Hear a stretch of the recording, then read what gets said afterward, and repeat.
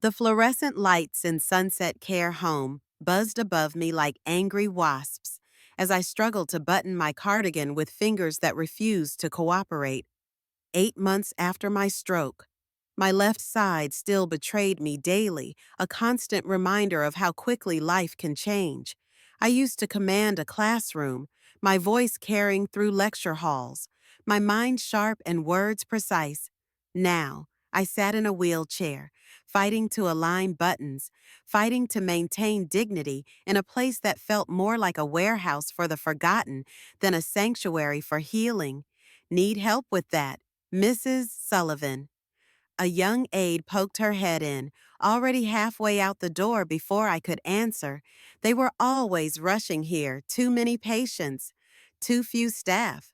I can manage. I lied, my professor's pride still intact even as my body failed me.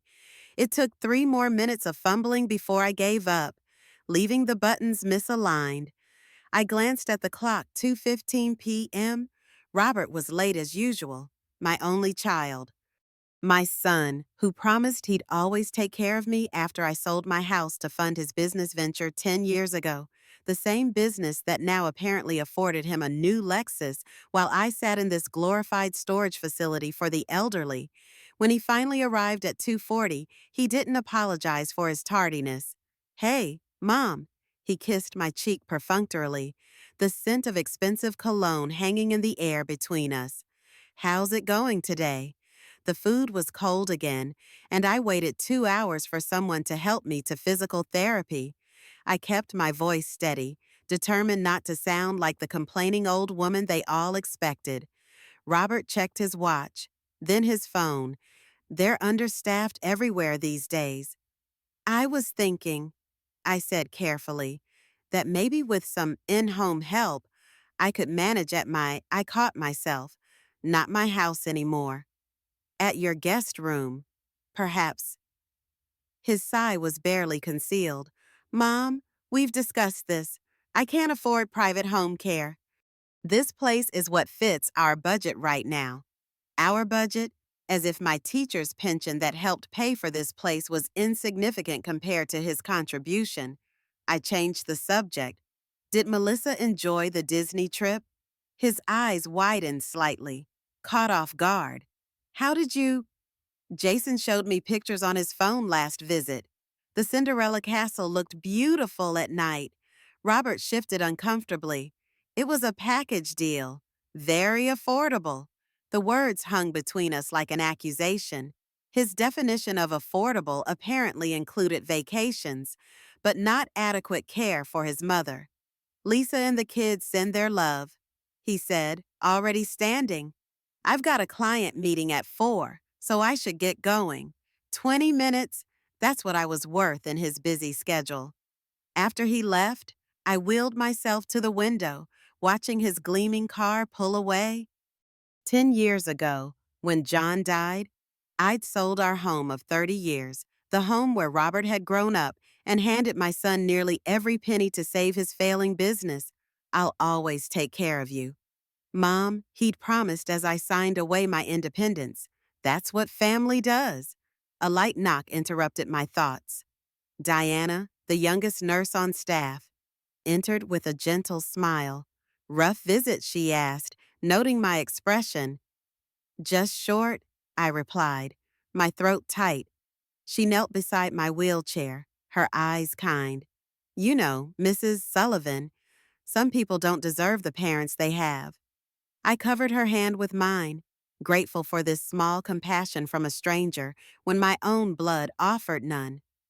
"Diana," I said quietly, "how much longer until my physical therapy evaluation?" "That's actually why I came. Dr. Patel moved your assessment up. He thinks you might benefit from a more intensive program." For the first time that day, I felt a flicker of hope. More intensive means more progress. It could. "You've been working harder than most patients I see." She paused. "I've watched you practicing your exercises when you think no one's looking." I hadn't realized anyone had noticed my private struggles in the bathroom mirror, willing my left hand to grasp the hairbrush. commanding my foot to pivot properly. Determination matters more than age. Diana continued. My grandmother recovered from a worse stroke at 72. As she helped me navigate to the therapy room, I pondered Robert's dismissal of my recovery potential. Everyone here saw me as a permanent resident, slowly declining until I eventually disappeared entirely. But what if they were wrong? What if I wasn't finished yet, Dar? Patel's evaluation was thorough. When he finished, he looked at me with professional candor. Mrs. Sullivan, with consistent work, I believe you could regain significant function. Not everything, but enough to potentially live more independently with proper support. I straightened in my wheelchair. Define proper support. That depends on your resources. Resources.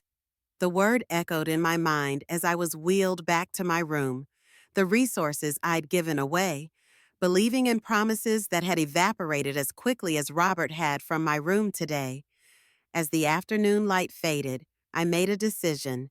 I would document everything, every neglected call button, every cold meal, every promised visit that never materialized. My tablet, which Robert had reluctantly let me keep. What does a woman your age need with technology would become my record. I might be physically diminished, but my mind, the mind that had analyzed literature and taught generations of students to find hidden meanings, was still razor sharp, and it was telling me something was very wrong with my son's sudden inability to meet my needs. Mrs. Sullivan, your medications. The night nurse's voice barely registered as I stared at the institutional beige wall, counting the water stains shaped like continents I'd never visit. 2 weeks had passed since Robert's last visit. No calls, no texts, just silence. I swallowed the pills without question, a routine as predictable as the indignities that structured my days at Sunset Care Home. This morning, I'd waited 40 minutes for assistance to the bathroom.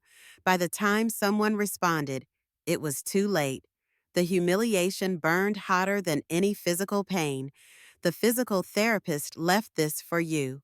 The nurse handed me a printed exercise sheet before hurrying out to her next patient. I studied the diagrams, tracing the movements with my good hand first, then attempting to mirror them with my weaker side. Small victories counted here. Today, I could lift my left arm 3 inches higher than yesterday. Progress measured in centimeters, in seconds, in breaths. You're working those exercises pretty hard. I looked up to find an elegant older woman watching me from the doorway, leaning on a walker decorated with colorful yarn pom-poms. Eleanor Phillips. She introduced herself with a smile that reached her eyes. Room 218. I've seen you in therapy. Margaret Sullivan, I replied, lowering my trembling arm. Room 157. She navigated to the visitor's chair with practiced efficiency. New stroke. Is it that obvious? My husband had one 6 years ago. I recognized the exercises. Your husband recovered well, I asked hopefully. Her smile faltered.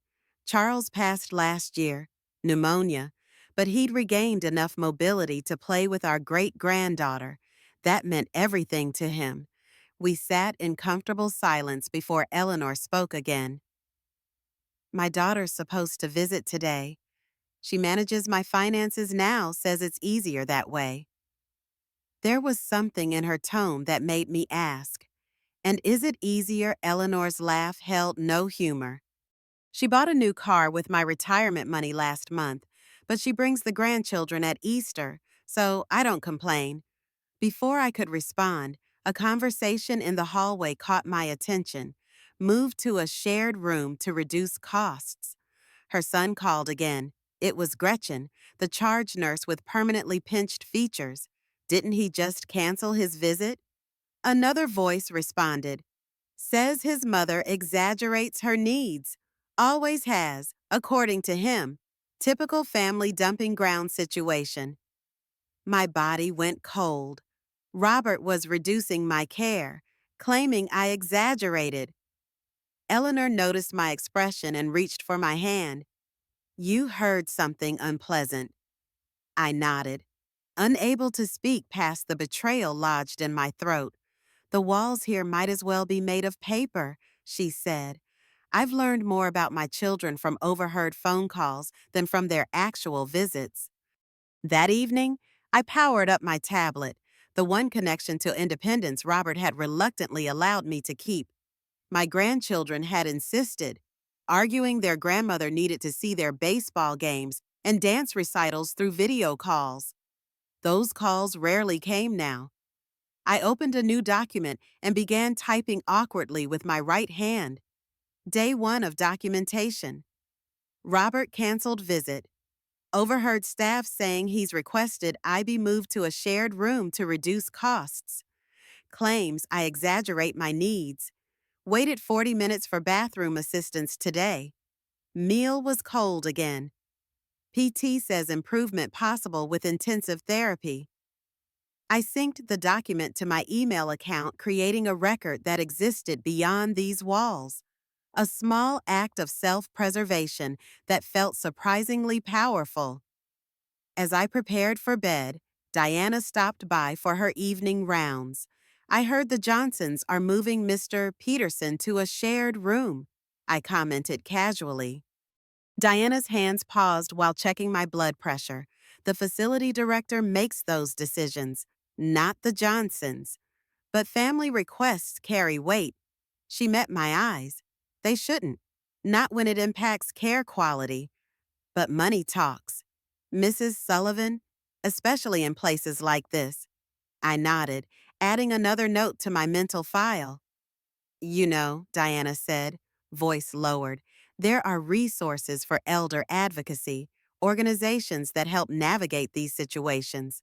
What situations? When families make decisions that may not align with a patient's best interests, the blood pressure cuff tightened uncomfortably. Or perhaps it was just the truth squeezing my heart. I'd be interested in learning more, I said, my professor's thirst for knowledge merging with something newer and sharper self-protection. That night, I dreamed of my house, the one I'd sold to save Robert's business.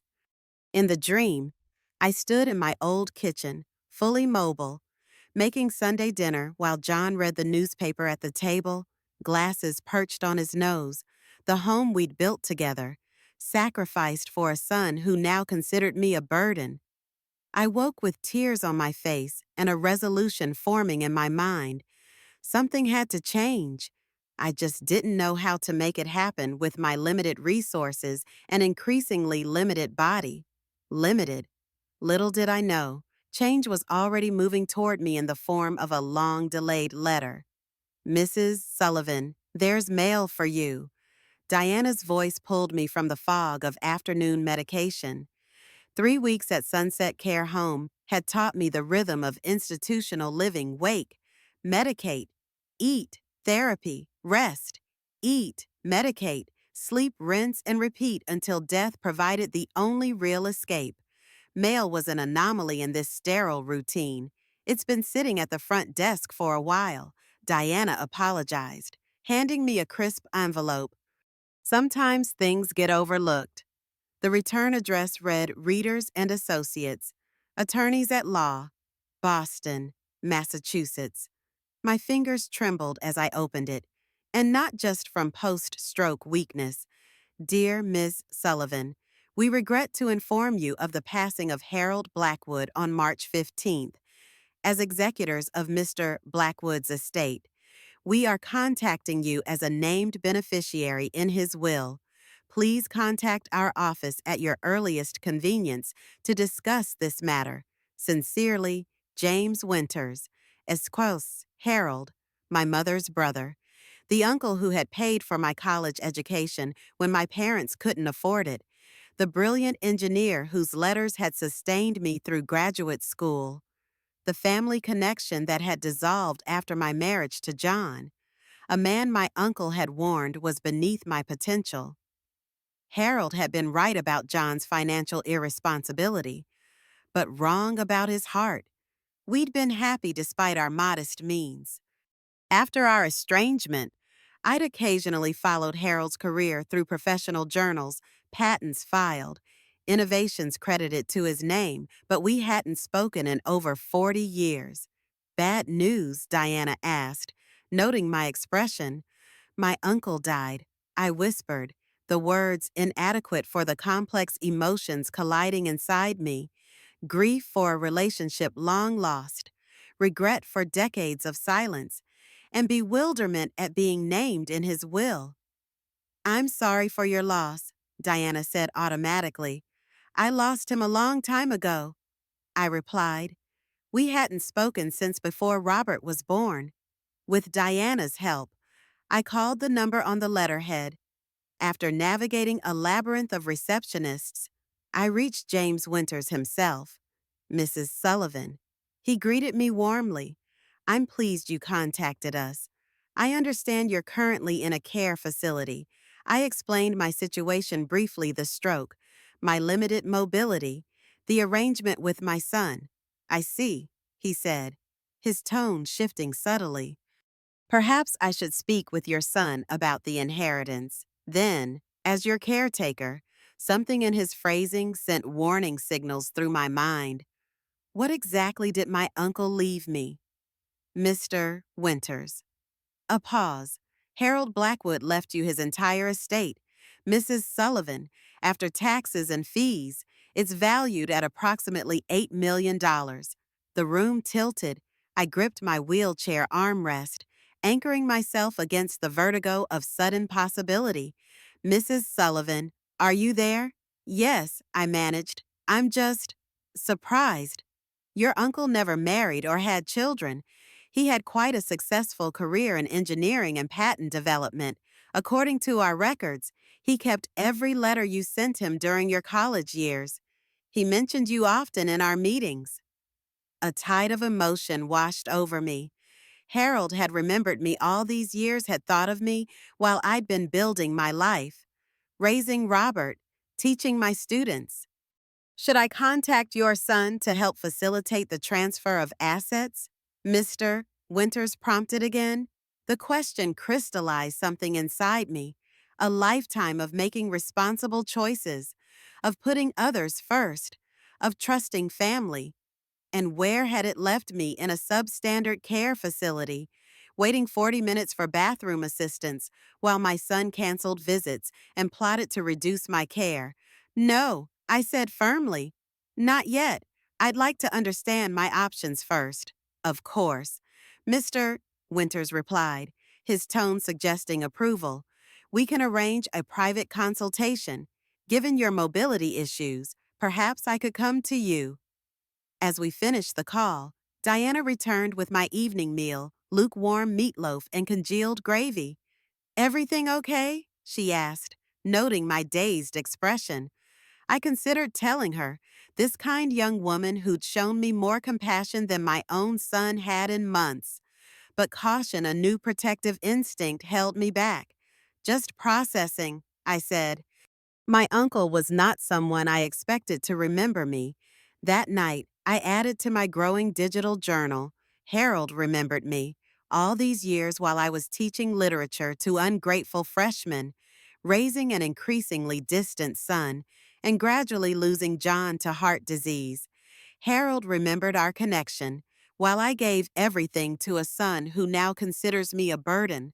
My estranged uncle held me in his heart enough to leave me his fortune. What does this mean for me now? For the remaining years of my life, $8 million. The figure danced through my dreams that night, not as visions of luxury or indulgence, but as something far more precious: options, freedom, control over my own destiny for whatever time I had left.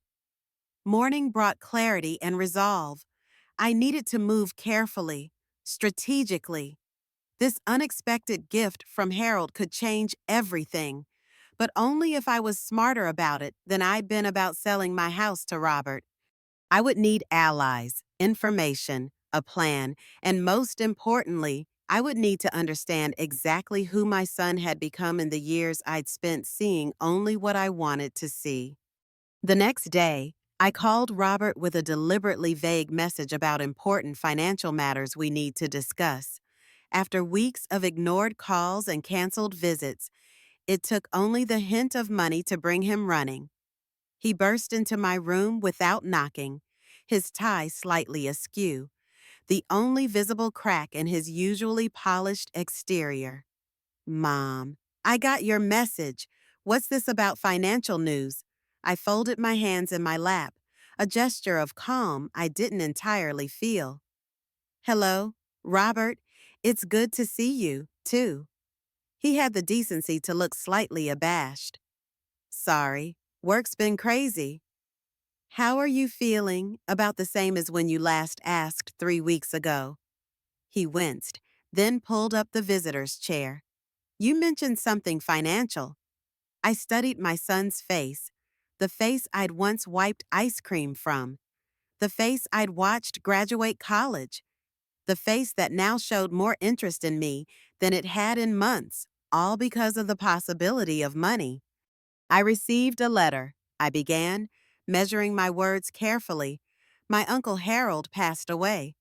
Uncle Harold Robert frowned. Mom, I don't think you've ever mentioned my mother's brother. We were close when I was younger, before I married your father. I paused. He's included me in his will. The transformation was immediate and disturbing. Robert's posture straightened. His expression softened. His entire demeanor shifted from impatient to attentive. That's unexpected. Was he well off? I nodded, deliberately vague. He had a successful engineering career. Patents, innovations. Wow, that's great news. Mom, Robert leaned forward, his smile suddenly wide and eager. You know, I've been thinking, this place isn't really giving you the care you deserve. We might be able to find somewhere better than what your budget allows. I couldn't keep the edge from my voice. He didn't notice. Absolutely. Maybe even home care. You could move in with us for a while. The offer I'd begged for months ago, now extended freely at the mere suggestion of inheritance money. That's quite a change of heart. I observed. Last time we discussed home care, you said it was impossible. Well, circumstances change. He waved dismissively. How much are we talking about here? Mom? The question hung between us, naked in its avarice. I'm not entirely sure. I lied. The lawyer says the estate is still being settled, death taxes, legal fees, that sort of thing. Robert's expression flickered with impatience. But a ballpark thousands. More, Mr. Winters?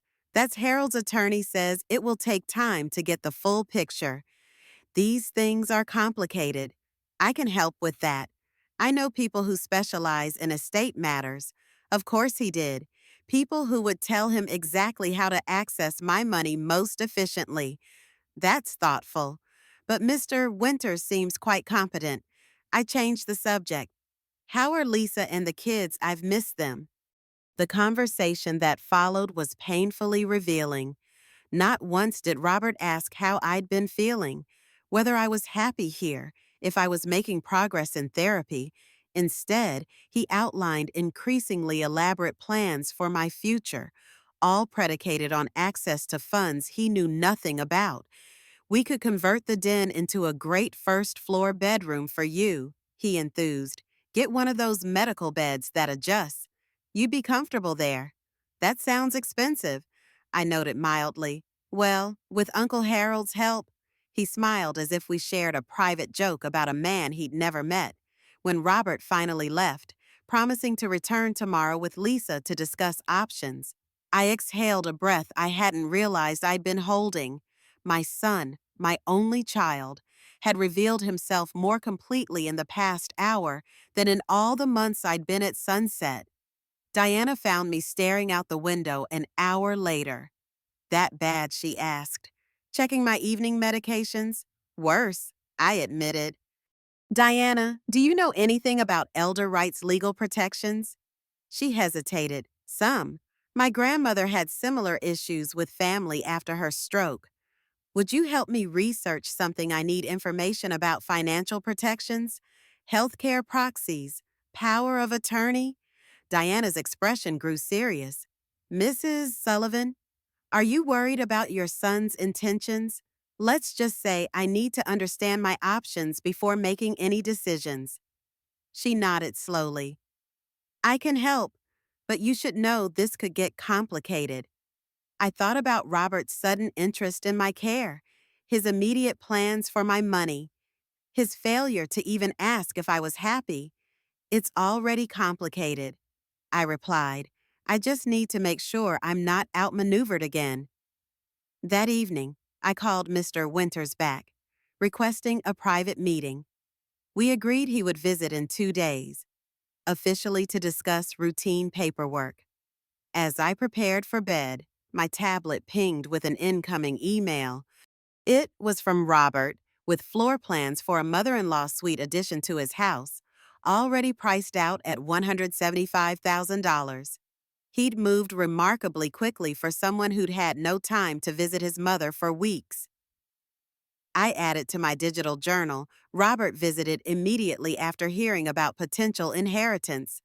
Never asked about my health, happiness, or progress. Already planning expensive renovations to his home, treating Harold's money as if it's already his to spend. I need to protect myself, not just my new financial resources, but my autonomy, my right to determine my own future. Harold's gift isn't just money, it's the chance to reclaim control of my life, to ensure I'm never again at the mercy of someone else's budget for my care. The realization settled over me like armor. For too long, I'd been a supporting character in my own life story, first as John's wife, then as Robert's mother, finally as Sunset's patient in room 157. It was time to become the protagonist again. Mr. James Winters arrived at Sunset Care Home at exactly 10 o'clock on Thursday morning, dressed in a crisp navy suit and carrying a leather briefcase. He greeted me with a firm handshake and a reassuring smile. Mrs. Sullivan, it's a pleasure to meet you in person. He glanced around the room before lowering his voice. Given the sensitive nature of our discussion, perhaps we could ensure privacy, Diana, who had been helping me prepare for the meeting, nodded. I'll keep anyone from interrupting. After she left, Mr. Winters settled into the chair beside my bed. First, let me offer my condolences again on your uncle's passing. I only knew him professionally, but he was a remarkable man. Thank you, I said, my voice steady despite the storm of emotions inside me. Harold was always supportive when I needed him most. Mr. Winters opened his briefcase and extracted a thick file. As I mentioned on the phone, your uncle's estate is substantial. You are the sole beneficiary. There are, however, a number of legal and practical considerations we need to discuss. He outlined the process: probate court, estate taxes, asset distribution. It was all so much to take in, but I kept my attention fixed, determined to understand every detail. Now, he continued, the most important question: how do you want to proceed? I understand you have a son who is involved in your care. I hesitated. Robert is my only child. He's been helping, or rather, arranging my care since my stroke, but I have concerns about his intentions, especially now that he knows about the inheritance. Mr. Winters nodded, his expression understanding. That's not uncommon. Many families experience tension when large sums are involved. My first recommendation is to establish a clear plan for your care and finances, independent of anyone else's influence. He laid out several options: setting up a trust, appointing a neutral trustee, creating a health care directive, and ensuring I had a durable power of attorney I could trust. Mrs. Sullivan, you are of sound mind and have every right to make these decisions for yourself. No one, not even your son, can override your wishes unless a court determines otherwise, and that would require clear evidence of incapacity. Relief washed over me. That's what I want. I want control over my own life, my own money. Then we'll make it happen, he assured me. But you'll need support. Do you have anyone you trust implicitly?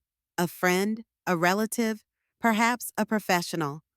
I thought of Diana, her kindness and honesty, but she was young, with her own life ahead of her.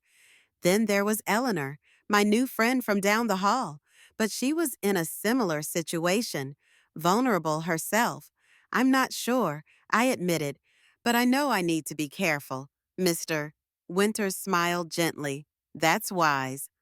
For now, I'll act as your attorney and advisor.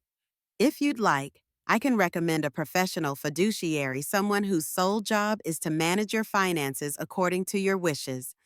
I considered this. That might be best, at least until I'm more confident in my own judgment. We spent the next hour reviewing documents: a preliminary will, a health care directive, instructions for the trust. Mr. Winters explained each page in clear, simple language, never rushing me or making me feel foolish for asking questions. As we finished, he handed me a folder with copies of everything. Keep these safe. And remember, you're not alone in this. I'll be your advocate every step of the way. Just as he was about to leave, Diana knocked and entered. Mrs. Sullivan, your son is here. He says it's urgent. Mr. Winters raised an eyebrow. Would you like me to stay? I nodded. Please. Robert strode in, his face flushed. Mom, I got your message. Oh. He stopped short at the sight of Mr. Winters. Who are you, James Winters? Attorney at law, Mr. Winters said, standing and offering his hand. Robert ignored it, turning to me. Mom, what's going on? Why is a lawyer here? Mr. Winters is handling my uncle's estate. I explained calmly.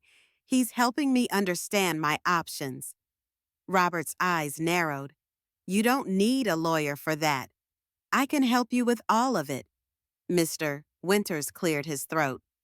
Actually, Mr. Sullivan, estate matters can be quite complex.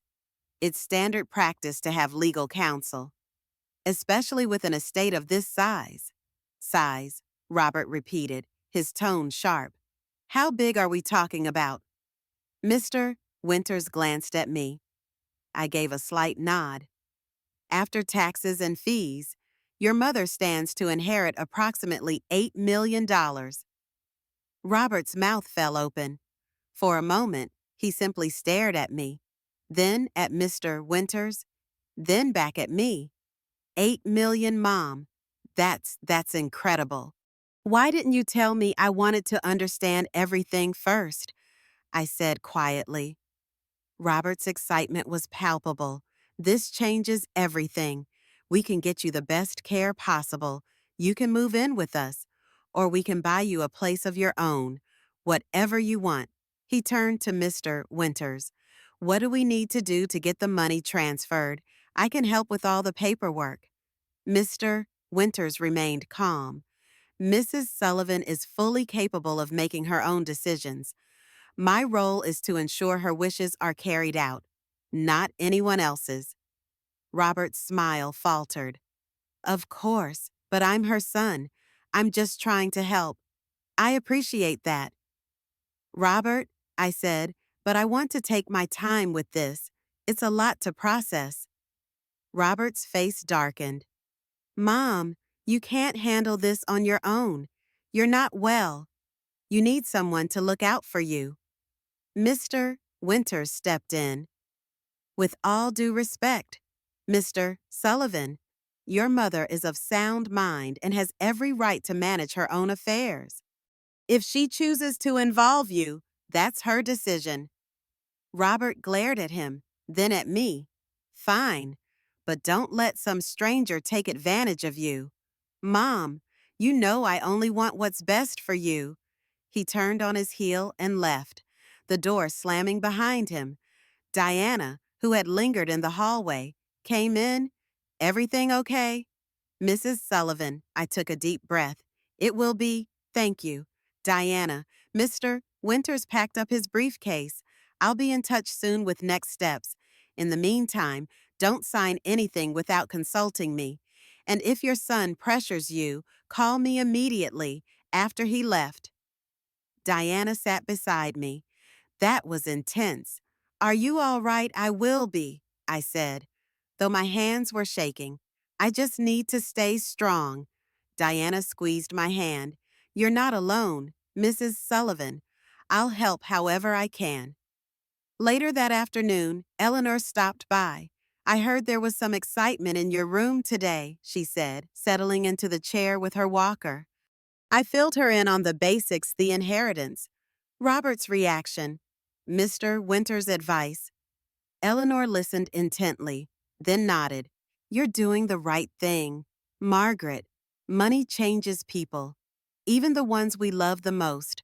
Her words echoed my own fears. I just wish it didn't have to be this way. Wishing won't change it, Eleanor said bluntly. But being smart will. You're a professor. For heaven's sake, use that brain of yours. I smiled despite myself. I intend to. That evening, I updated my digital journal. Today, I met with Mr. Winters. He's kind, professional, and seems genuinely interested in protecting my interests.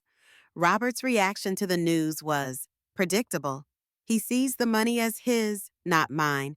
I need to be careful. I need allies. Diana and Eleanor are on my side, and Mr. Winters is my advocate. For the first time in a long time, I feel like I'm not powerless, but I know this is just the beginning. The real battle is ahead. As I prepared for bed, my mind raced with possibilities and plans. The inheritance was more than money, it was a chance to reclaim my independence, to ensure I would never again be at the mercy of someone else's budget or whims. But I knew Robert wouldn't give up easily, and I would need every bit of strength, every ally, every ounce of wisdom I possessed to protect what was rightfully mine. Robert's absence after the confrontation with Mr. Winters was both a relief and a source of unease. For 3 days, my phone remained silent. No visits, no calls, not even a text. It was as if the news of the inheritance had both drawn him in and pushed him away until it didn't. On the fourth morning, Diana helped me to the dining area for breakfast. The usual lukewarm oatmeal and weak coffee awaited, but at least the company was pleasant. Eleanor was already seated, her walker parked beside her. Morning, Margaret, she greeted with a wry smile. You look like you've been wrestling with your conscience all night. More like wrestling with my son, I admitted, stirring my oatmeal. Eleanor leaned in. No word yet. No. But I know him. He's not the type to let go easily. As if on cue, Robert appeared in the doorway, scanning the room until he spotted me. He looked tired, his hair unkempt, his tie missing. He approached our table, his smile strained. Morning, Mom, Eleanor. He nodded at her, then pulled up a chair. I wanted to talk to you privately. Eleanor took the hint. I'll go check on my crossword puzzle. She pushed her walker away with practiced ease. Robert waited until she was out of earshot. Mom, I've been thinking a lot about what happened. I didn't mean to come on so strong. I just want what's best for you. I sipped my coffee, watching him over the rim of the cup. I know you do, Robert, but I need to make my own decisions about my life and my money, he sighed, running a hand through his hair. I get that. I do. But I'm worried about you. You're vulnerable here. People take advantage of older folks all the time. Like who? Like that lawyer. For one, how do you know he's not trying to get a piece of your inheritance? Mr. Winters has been nothing but professional. He's made it clear that my wishes come first. Robert's jaw tightened. Mom, you don't know what these people are like. They see someone like you, someone with a big inheritance, and they swoop in. I just want to protect you. I set my cup down. Robert, I appreciate your concern, but I'm not a child. I've spent my life teaching others to think critically. I can do the same for myself. He leaned forward, his voice dropping. Mom, please, let me help you. Let me be your power of attorney, just until everything is settled. Then you can take it back if you want. No, I said firmly. That's not going to happen. Robert's face darkened. You're being unreasonable. What if something happens to you? What if you have another stroke and can't make decisions?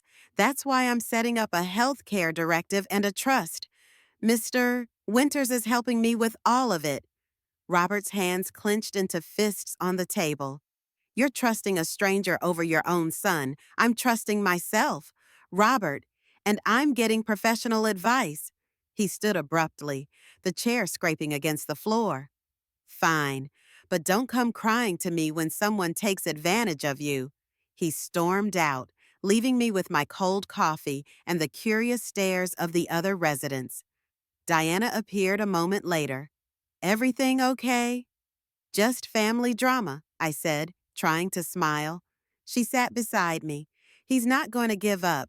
Is he? No. And I'm not going to back down. Diana nodded. Good for you, Mrs. Sullivan. But you should be careful. Money does strange things to people. So I'm learning. Later that day, I met with Eleanor in the recreation room. She was working on a crossword puzzle, her brow furrowed in concentration. Robert came to see me, I said, sitting beside her. She glanced up. I figured. He looked like he was on a mission. He wants to be my power of attorney. Says he's worried about people taking advantage of me. Eleanor snorted. Sounds like he's worried about someone else getting to your money first. That's what I think, too. She put down her pencil. Margaret, you're smart. You'll figure it out. But you might want to start documenting everything just in case. I already am. I keep a digital journal of every conversation, every visit, every threat. Good. And don't be afraid to ask for help. You've got friends here. I smiled. Thank you. Eleanor, that means a lot. That evening, I received an email from Mr. Winters. He'd found a professional fiduciary, a woman named Sarah Chen, who specialized in managing estates for seniors. He suggested we meet with her as soon as possible, I replied, agreeing to the meeting and asking if he could come to Sunset again. I also mentioned Robert's latest attempt to become my power of attorney. His response was swift and reassuring. Mrs. Sullivan, you are absolutely right to be cautious. I will arrange for Ms. Chen to visit you at sunset. In the meantime, do not sign anything your son gives you. If he persists, let me know immediately. Best regards, James Winters. I felt a surge of gratitude for his support. For the first time in months, I didn't feel alone. The next day, Robert returned, this time with his wife, Lisa, in tow. She was a petite woman with a nervous smile and a habit of twisting her wedding ring when anxious. Hi, Mom, she said softly. We wanted to check in on you. Robert stood behind her, his expression unreadable. Thank you, Lisa. It's nice to see you. Lisa fidgeted. Robert told me about your uncle's inheritance. That's wonderful news. We're so happy for you. Thank you, I repeated, watching them both. Robert cleared his throat. Mom, we've been talking. We really think you'd be happier living with us. We could convert the den into a bedroom, like I said. You'd have your own space. And we could take care of you. Lisa nodded eagerly. The kids miss you, too. They'd love to have you around more. I studied their faces, searching for sincerity. Lisa seemed genuine, but Robert's eyes were fixed on something beyond me, Perhaps the money. Perhaps his pride. That's very kind, I said carefully. But I'm comfortable here for now. I'm making progress in therapy, and I have friends. Robert's smile tightened. Mom, you're not thinking clearly. This place is a dump. You deserve better. Lisa touched his arm. Robert, maybe we should let your mom decide. He shook her off. No, Lisa, she's not in her right mind. She's being manipulated by that lawyer. I sat up straighter. Robert, I am of sound mind. I'm making my own decisions, and I'd appreciate it if you respected that. Lisa looked between us, her expression pained. Maybe we should go. Let your mom rest. Robert glared at me. Fine, but don't say I didn't try to help you. They left, Lisa casting a sympathetic glance over her shoulder. That night, I updated my digital journal Robert brought Lisa today. She seems sincere, but Robert's motives are clear. He wants control. He thinks I'm not capable of making my own decisions. But I am. I have allies, Diana, Eleanor, Mr. Winters, and soon, Sarah Chin. I'm not alone. I'm not powerless. And I'm not going to let anyone take my independence away from me again. As I prepared for bed, I felt a strange sense of calm. The battle wasn't over, but I was ready. For the first time in a long time, I was in control of my own life, and I intended to keep it that way. Sarah Chin arrived at Sunset Care Home on a bright Tuesday morning. She was a woman in her early 50s, with a calm demeanor and sharp eyes that missed nothing. Her attire, a navy blazer and polished black flats, spoke of professionalism and efficiency. Diana escorted her to my room, then lingered in the doorway. Mrs. Sullivan, Miss Chen is here to see you. Thank you. Diana, please, come in. Miss Chen. Sarah stepped forward, offering her hand. Mrs. Sullivan, it's a pleasure to meet you, Mr. Winters has told me a great deal about your situation. Thank you for coming, I replied, shaking her hand firmly. Please, have a seat. Sarah settled into the chair beside my bed, placing a leather portfolio on her lap. Before we begin, I want to assure you that my role is to act solely in your best interest. I have no connection to your family or to any other party. My job is to help you manage your assets and ensure your wishes are carried out. I nodded, feeling a flicker of hope. That's exactly what I need. Sarah opened her portfolio. Let's start with your goals. What do you want your life to look like in the next year? In 5 years, I hesitated, surprised by the question. No one had asked me what I wanted in a long time. I want to live independently, with dignity. I want to continue my recovery, regain as much mobility as possible, and have control over my own care and finances. Sarah smiled. Those are excellent goals and very achievable, given your resources. Now, let's talk about your current situation. Mr. Winters mentioned your son has been persistent. That's putting it mildly, I said dryly. He's been pushing to become my power of attorney and to control my inheritance. Sarah's expression remained neutral. That's not uncommon. But you are of sound mind, and you have every right to make your own decisions. Have you considered setting up a trust Mr. Winters suggested it? I'd like to move forward with that. Good. A trust will protect your assets and ensure they're used according to your wishes. We can also set up a healthcare directive and appoint a neutral party myself, if you'd like to act as your agent if you ever become incapacitated. That sounds ideal, I said. Sarah spent the next hour explaining the process, drafting the trust documents, appointing trustees, setting up safeguards to prevent anyone from taking advantage of me. She was thorough, patient, and never once made me feel rushed or foolish. Now, she said, what about your living situation? Would you like to stay here? Or would you prefer to move to a better facility or even your own home? I considered the question. I'd like to move somewhere better, eventually, but for now, I'm comfortable here. I have friends, and I'm making progress in therapy. Sarah nodded. That's a sensible approach. We can start looking at options for assisted living or even a private apartment with in home care. There's no rush. She closed her portfolio. Mrs. Sullivan, you're doing everything right. You're being cautious, thoughtful, and proactive. That's exactly how you protect yourself. I smiled, feeling a weight lift from my shoulders. Thank you, Ms. Chen. I appreciate your help. You're very welcome. I'll be in touch soon with the draft documents. If you have any questions or concerns, don't hesitate to call me.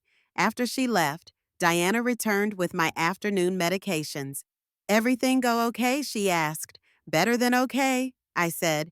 Ms. Chen is exactly what I need right now. Diana smiled. Good. You deserve someone on your side. That evening, Eleanor joined me for dinner in the dining room. The food was marginally better than usual chicken and mashed potatoes instead of the usual mystery meat. So, how did it go with the fiduciary? Eleanor asked between bites. Very well, I said. She's going to help me set up a trust and make sure my wishes are followed. No one will be able to take advantage of me. Eleanor nodded approvingly. Smart. You're doing the right thing. Margaret, don't let anyone tell you otherwise. I won't. But I know Robert won't give up easily. Eleanor's eyes twinkled.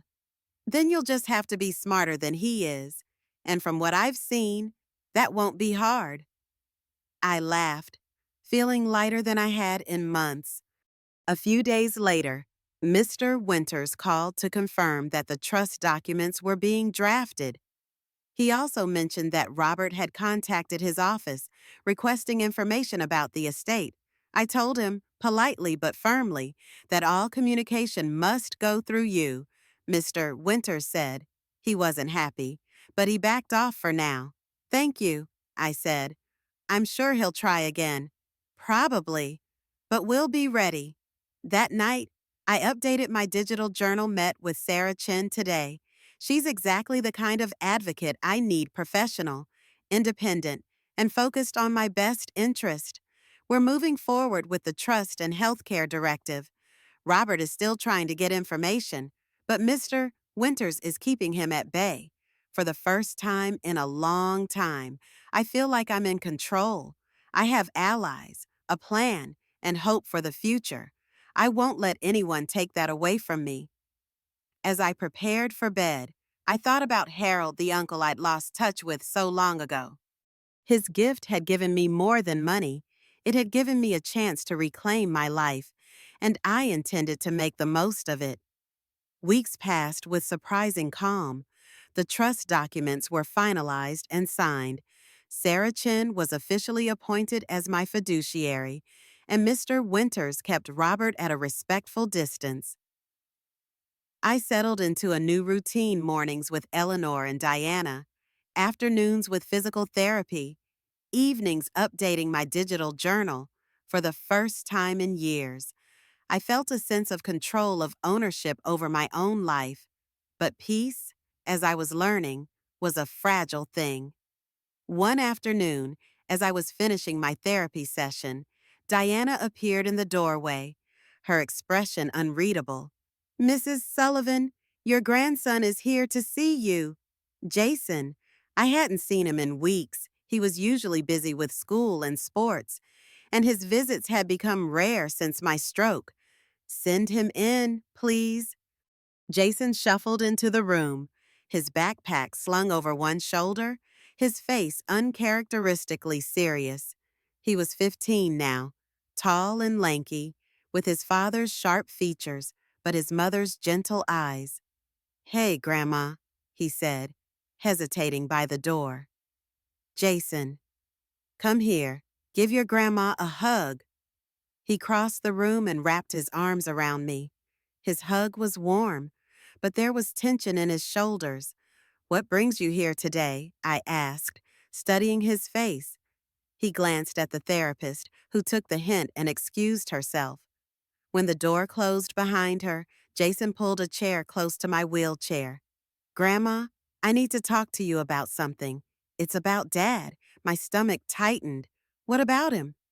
Jason fidgeted with the strap of his backpack. I was doing homework on his laptop last night, and I saw some emails. He didn't know I was looking. I didn't mean to snoop, but it's okay. Jason, what did you see? He took a deep breath. Dad's been emailing a lawyer, not Mr. Winters, someone else. He's talking about filing papers to get guardianship over you. He says you're not competent to handle your own money and that you're being manipulated by that lawyer and the care home staff. The words hit me like a punch to the gut. I'd known Robert was frustrated, but I hadn't realized he'd go this far. Did he say anything else? Jason nodded. He's been telling people you're confused, that you don't remember things, that you're not safe on your own. He's even saying you might have dementia. Anger flared inside me, hot and bright. That's not true, Jason. I'm perfectly competent. I have a lawyer and a fiduciary to help me, but I make all my own decisions. I know, Grandma. I told Mom what I saw, but she just said it was adult business and not to worry about it. But I am worried. I don't want Dad to take your money, and I don't want you to lose your independence. Tears pricked at my eyes. Thank you for telling me, Jason. You did the right thing. He looked down at his hands. What's going to happen now? I'm going to talk to Mr. Winters and Sarah Chen. They'll know what to do. Jason nodded, then reached into his backpack and pulled out a flash drive. I copied the emails. I thought you might need proof. I took the flash drive, my hands trembling. You're a good boy, Jason. Thank you. He hugged me again, tighter this time. I love you, Grandma. I don't want anything bad to happen to you. I love you too, sweetheart, and I'm not going to let anything bad happen. After Jason left, I sat for a long time, staring at the flash drive in my hand. Robert's betrayal stung, but Jason's loyalty warmed me like a ray of sunlight on a cold day. That evening, I called Mr. Winters. Mrs. Sullivan, what can I do for you? His voice was calm, reassuring. Mr. Winters, I have some troubling news. My grandson just visited. He found emails from Robert to another lawyer discussing guardianship proceedings. He says Robert is claiming I'm not competent, that I have dementia, and that I'm being manipulated. There was a pause on the other end of the line. That's a serious accusation. Mrs. Sullivan, do you have proof? Yes. Jason copied the emails onto a flash drive. That's very helpful. We'll need to review those emails and prepare a response. In the meantime, don't discuss this with Robert. Let's keep our cards close to our chest. Understood. I'll contact Sarah Chen and arrange a meeting as soon as possible. We'll need to act quickly. After we hung up, I updated my digital journal Jason visited today. He found emails from Robert to a lawyer discussing guardianship proceedings. Robert is claiming I'm not competent, that I have dementia, and that I'm being manipulated. Jason copied the emails for me. I've informed Mr. Winters. We're preparing to fight back. I'm heartbroken by Robert's betrayal, but grateful for Jason's loyalty. The next morning, Diana found me in my room, staring out the window. Everything okay, Mrs. Sullivan? I turned to her, forcing a smile, just thinking, Diana, thank you for asking. She studied my face. You seem upset. Is there anything I can do? I hesitated, then decided to trust her. My son is trying to get guardianship over me. He's claiming I'm not competent. Diana's eyes widened. That's awful. What are you going to do? I have proof. My grandson found emails. I've told my lawyer. We're going to fight it. Diana squeezed my shoulder. You're not alone. Mrs. Sullivan, I'll help however I can. Thank you. Diana, that means a lot. Later that day, Eleanor joined me for a cup of tea in the recreation room. "You're quiet today," she observed. "Something on your mind," I told her about Jason's visit and Robert's plans. Eleanor shook her head. "Family can be the worst sometimes, but you've got good people on your side, and you're smarter than your son gives you credit for." "I hope so," I said. "I just never thought it would come to this." Eleanor patted my hand. "You'll get through it, Margaret. And when you do, you'll be stronger than ever."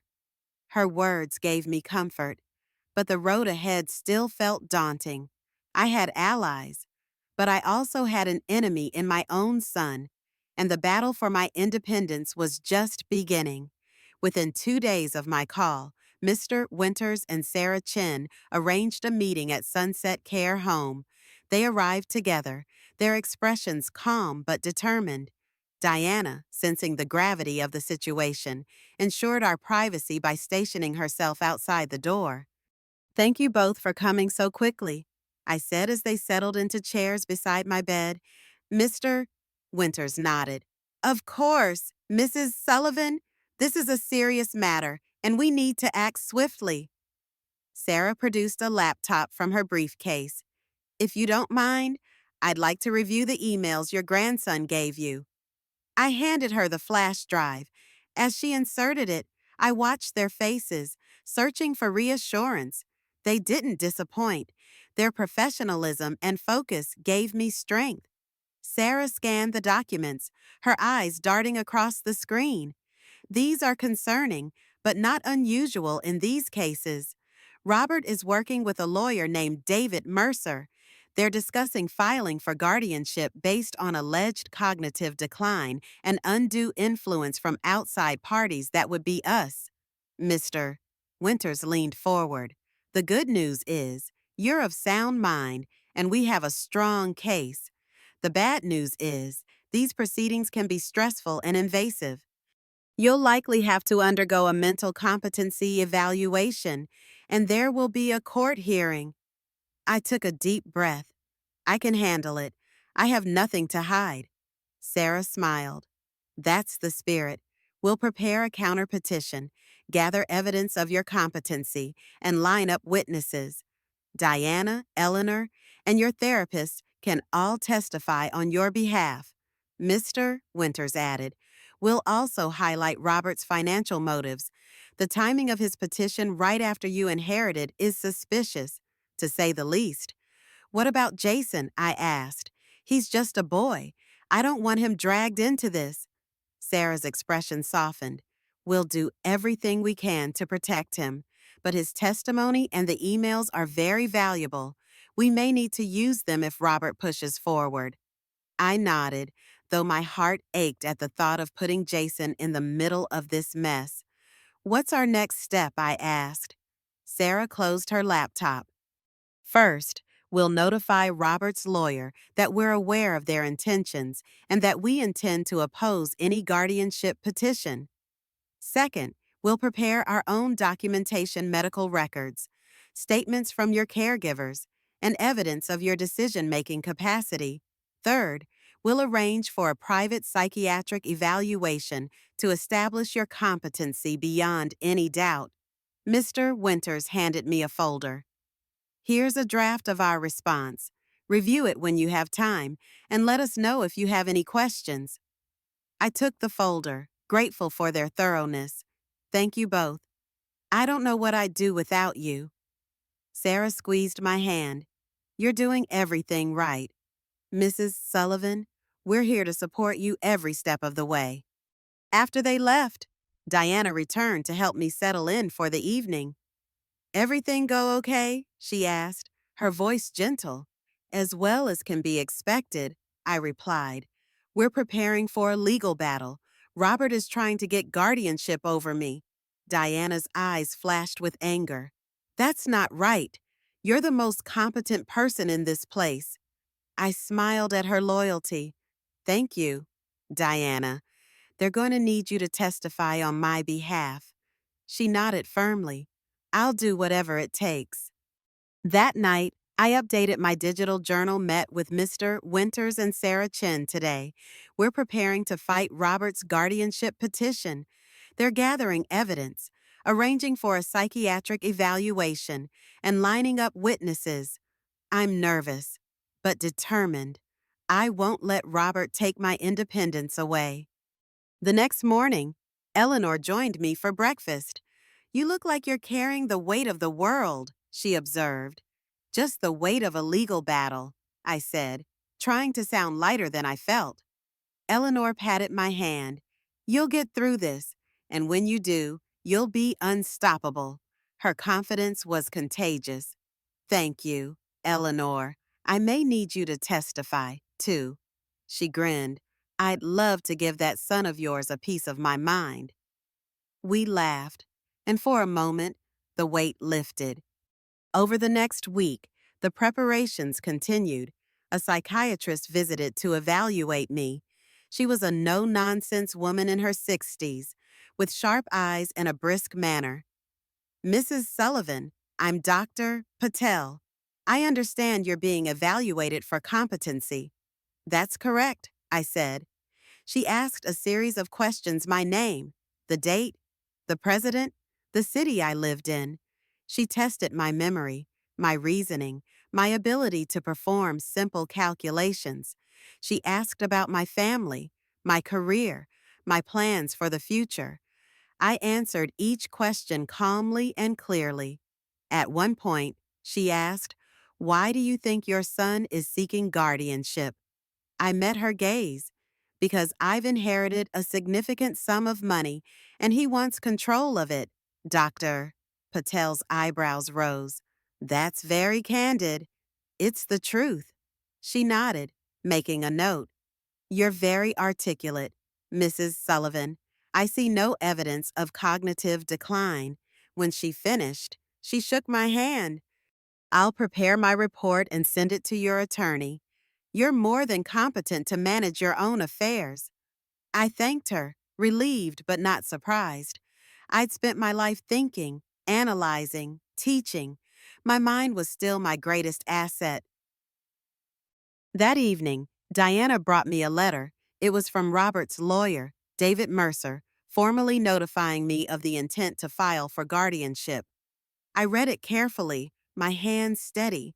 The language was cold, clinical, reducing me to a list of alleged deficiencies, but I refused to let it shake me. I called Mr. Winters and read him the letter over the phone. We expected this, he said. Don't worry, Mrs. Sullivan, we're ready. As I prepared for bed, I thought about the road ahead. The legal battle would be stressful, but I had allies: Mr. Winters, Sarah Chin, Diana, Eleanor, and even Jason. I was not alone, and I was not powerless. I updated my digital journal, received formal notice of Robert's guardianship petition today. Dr. Patel evaluated me and confirmed I'm fully competent. We're ready to fight. I'm scared, but I'm also stronger than I've ever been. This is my life, and I intend to keep it that way. The morning of the guardianship hearing dawned gray and drizzly. Diana helped me dress with extra care, a navy suit I hadn't worn since my days at the university, a silk scarf, and my mother's pearl earrings. She fussed with my hair, tucking it into a neat bun. You look beautiful, Mrs. Sullivan, she said, stepping back to admire her handiwork. I smiled at her in the mirror. Thank you, Diana. I feel like I'm going to war. She squeezed my shoulder. You'll do great. Just remember, you're the smartest person in the room.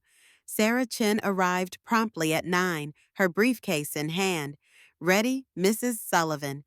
As ready as I'll ever be. She helped me into the wheelchair, then pushed me out to the waiting car. Mr. Winters was already inside, reviewing documents. Good morning, Mrs. Sullivan, he said, his voice calm and steady. We're well prepared. Just answer the judge's questions honestly, and you'll do fine. I nodded, my stomach fluttering with nerves. The courthouse was a grand old building with marble floors and high ceilings. The courtroom itself was smaller than I'd expected, with wooden benches and a raised dais for the judge. Robert was already there, sitting beside his lawyer, a slick-looking man in a charcoal suit. Lisa was with him, her face pale and tense. Jason sat a few rows back, his eyes wide and anxious. I caught his eye and gave him a reassuring smile. He managed a small wave. Mr. Winters wheeled me to our table, Sarah taking the seat beside me. The bailiff called the court to order, and the judge, a woman with silver hair and sharp eyes, entered. "This is the matter of in re guardianship of Margaret Sullivan," she announced. "Are all parties present?" Mr. Winters and Robert's lawyer both stood. "Yes, Your Honor." The judge turned to me. "Mrs. Sullivan, do you understand why we're here today?" I met her gaze. "Yes, Your Honor.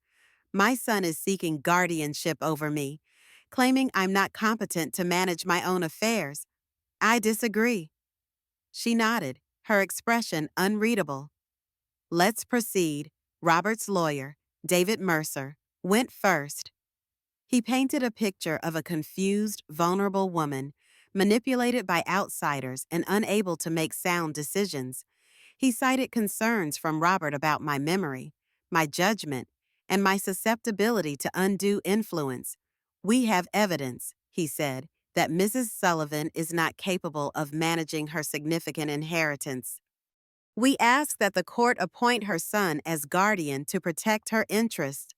The judge turned to Mr. Winters. "Your response." Mr. Winters stood, his voice measured and confident. "Your Honor, Mrs. Sullivan is a retired professor, a woman of intelligence and integrity. She has recently inherited a substantial estate, and her son's petition is nothing more than a thinly veiled attempt to gain control of her assets. We have ample evidence of her competency, including a recent psychiatric evaluation." He called Dr. Patel to the stand. She testified that I was fully competent, with no signs of dementia or cognitive decline. "Mrs. Sullivan is articulate, logical, and fully capable of managing her own affairs." Dr. Patel said, "There is no medical basis for guardianship." Next, Diana took the stand. She described my daily routine, my progress in therapy, and my clear decision-making. "Mrs. Sullivan is the most independent resident at Sunset Care Home," she said. "She keeps a detailed journal, manages her own medications, and is always thinking ahead." Eleanor followed, her voice strong and clear. "Margaret is my friend, and she's as sharp as a tack. If anyone's being manipulated here, it's not her." Finally, Mr. Winters called Sarah Chin. She explained her role as my fiduciary and described the safeguards we'd put in place to protect my assets. "Mrs. Sullivan is fully involved in every decision. She understands her finances and her options." The judge turned to Robert's lawyer. "Do you have any questions for these witnesses?" David Mercer tried to poke holes in their testimony, but Diana, Eleanor, and Sarah held firm. When he questioned Dr. Patel about the possibility of early-stage dementia, she was blunt. "There is no evidence of dementia, early or otherwise. Mrs. Sullivan is fully competent." The judge then called me to the stand. With Sarah's help, I made my way to the witness box. "Mrs. Sullivan," the judge began, "can you tell me why you believe your son is seeking guardianship?" I took a deep breath. "Because I've inherited a significant amount of money, and he wants control of it. He's never shown this level of concern for my well-being before the inheritance."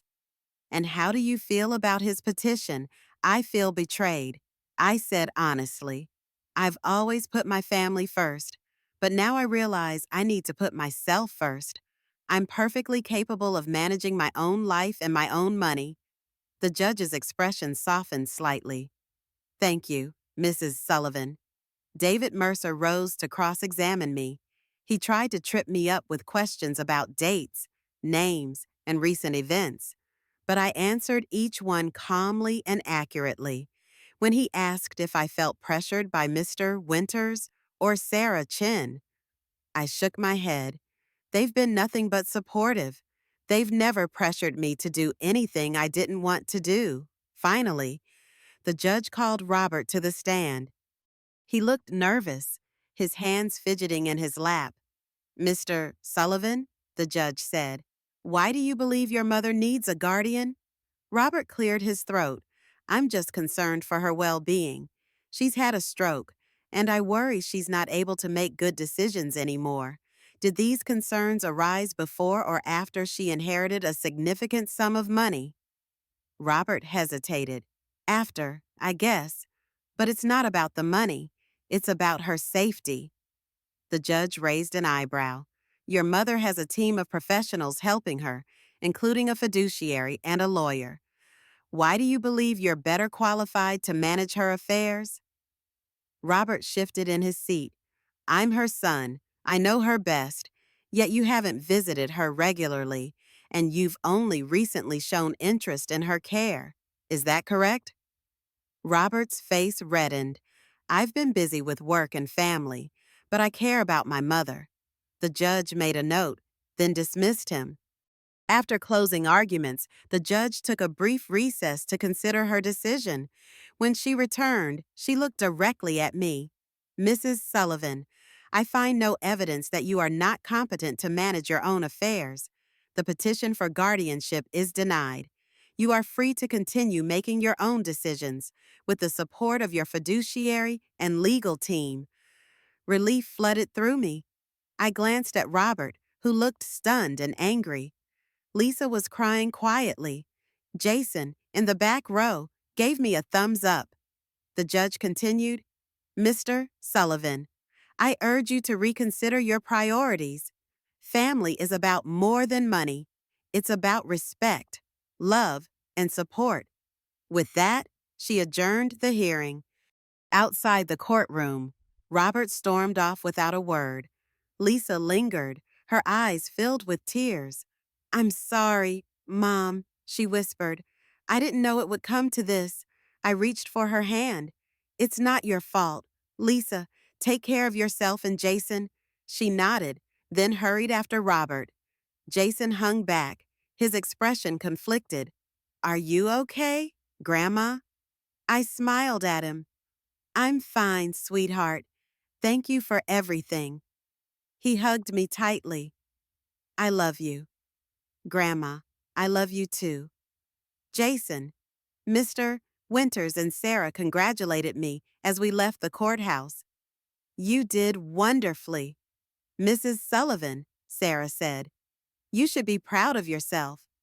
I was. For the first time in a long time, I felt truly in control of my own life. That night, I updated my digital journal. The guardianship petition was denied. The judge ruled that I'm fully competent to manage my own affairs. Robert was angry, but I stood my ground.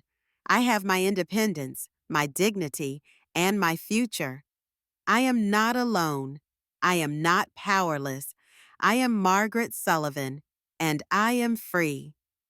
As I prepared for bed, I felt a deep sense of peace. The battle was over, and I had won.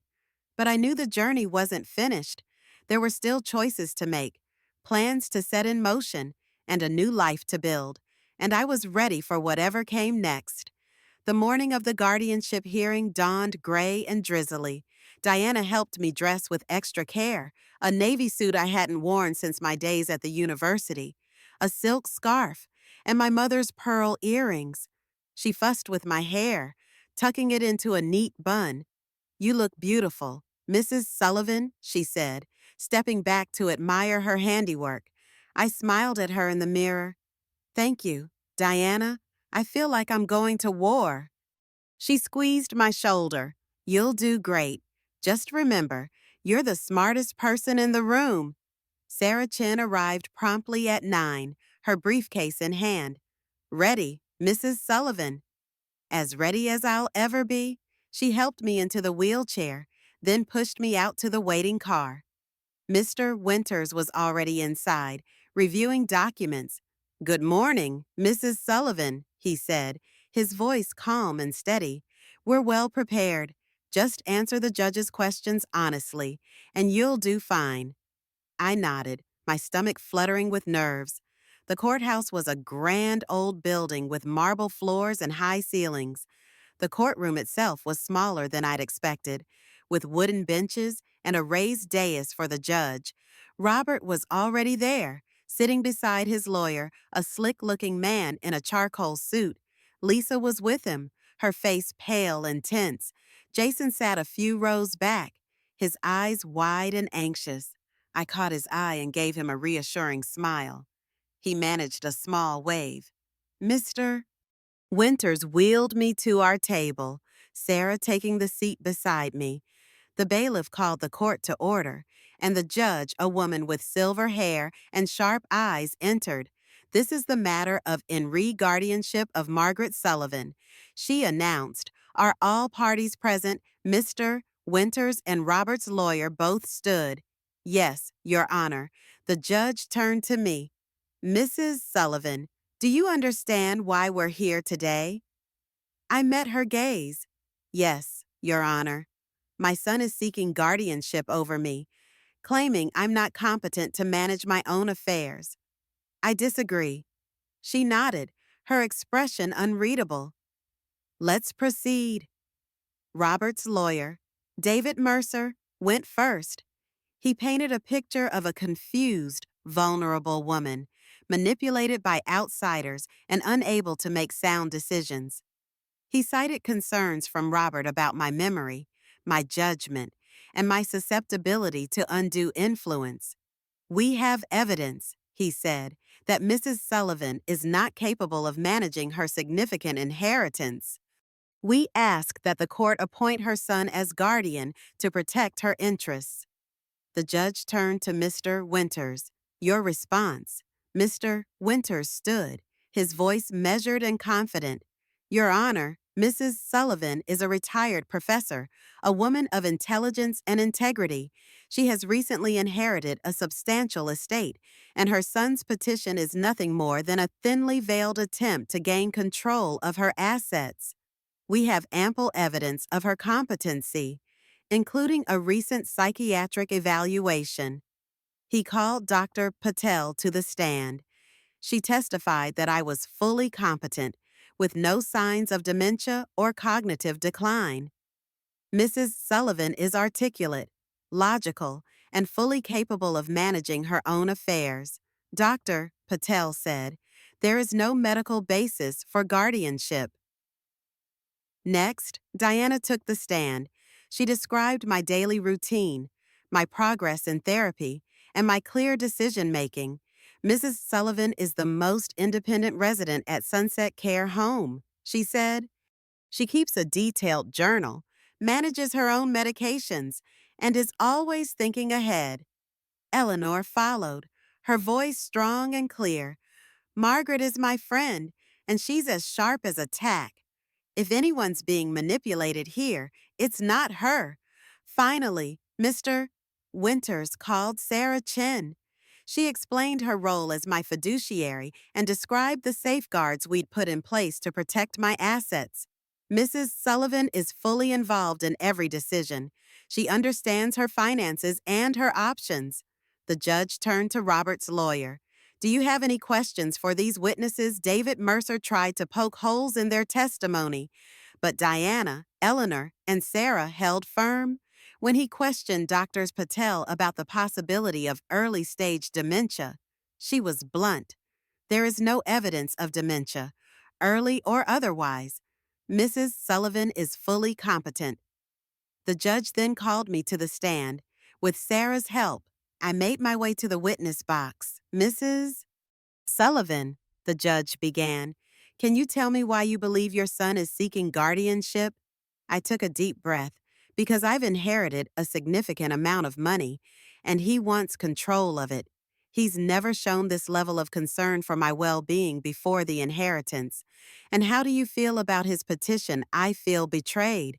I said honestly, I've always put my family first, but now I realize I need to put myself first. I'm perfectly capable of managing my own life and my own money. The judge's expression softened slightly. Thank you, Mrs. Sullivan. David Mercer rose to cross-examine me. He tried to trip me up with questions about dates, names, and recent events, but I answered each one calmly and accurately. When he asked if I felt pressured by Mr. Winters or Sarah Chin, I shook my head. They've been nothing but supportive. They've never pressured me to do anything I didn't want to do. Finally, the judge called Robert to the stand. He looked nervous, his hands fidgeting in his lap. Mr. Sullivan, the judge said, why do you believe your mother needs a guardian? Robert cleared his throat. I'm just concerned for her well-being. She's had a stroke, and I worry she's not able to make good decisions anymore. Did these concerns arise before or after she inherited a significant sum of money? Robert hesitated. After, I guess. But it's not about the money. It's about her safety. The judge raised an eyebrow. Your mother has a team of professionals helping her, including a fiduciary and a lawyer. Why do you believe you're better qualified to manage her affairs? Robert shifted in his seat. I'm her son. I know her best. Yet you haven't visited her regularly, and you've only recently shown interest in her care. Is that correct? Robert's face reddened. I've been busy with work and family, but I care about my mother. The judge made a note, then dismissed him. After closing arguments, the judge took a brief recess to consider her decision. When she returned, she looked directly at me. Mrs. Sullivan, I find no evidence that you are not competent to manage your own affairs. The petition for guardianship is denied. You are free to continue making your own decisions with the support of your fiduciary and legal team. Relief flooded through me. I glanced at Robert, who looked stunned and angry. Lisa was crying quietly. Jason, in the back row, gave me a thumbs up. The judge continued. Mr. Sullivan, I urge you to reconsider your priorities. Family is about more than money. It's about respect, love, and support. With that, she adjourned the hearing. Outside the courtroom, Robert stormed off without a word. Lisa lingered, her eyes filled with tears. I'm sorry, Mom, she whispered. I didn't know it would come to this. I reached for her hand. It's not your fault. Lisa, take care of yourself, and Jason? She nodded, then hurried after Robert. Jason hung back, his expression conflicted. Are you okay, Grandma? I smiled at him. I'm fine, sweetheart. Thank you for everything. He hugged me tightly. I love you. Grandma, I love you too. Jason. Mr. Winters and Sarah congratulated me as we left the courthouse. You did wonderfully. Mrs. Sullivan, Sarah said. You should be proud of yourself. I was, for the first time in a long time, I felt truly in control of my own life. That night, I updated my digital journal. The guardianship petition was denied. The judge ruled that I'm fully competent to manage my own affairs. Robert was angry, but I stood my ground. I have my independence, my dignity, and my future. I am not alone. I am not powerless. I am Margaret Sullivan, and I am free. As I prepared for bed, I felt a deep sense of peace. The battle was over, and I had won. But I knew the journey wasn't finished. There were still choices to make, plans to set in motion, and a new life to build. And I was ready for whatever came next. As the seasons changed and new friendships bloomed at Maplewood, Margaret found herself reflecting on the winding path that had led her here. She had faced loss, betrayal, and the challenge of reclaiming her voice, but in the end, she had discovered something precious, the freedom to live life on her own terms. With her independence intact and her grandson by her side, she looked toward the future with quiet confidence and hope. For Margaret Sullivan, the journey was far from over, but now Every step forward was truly her own.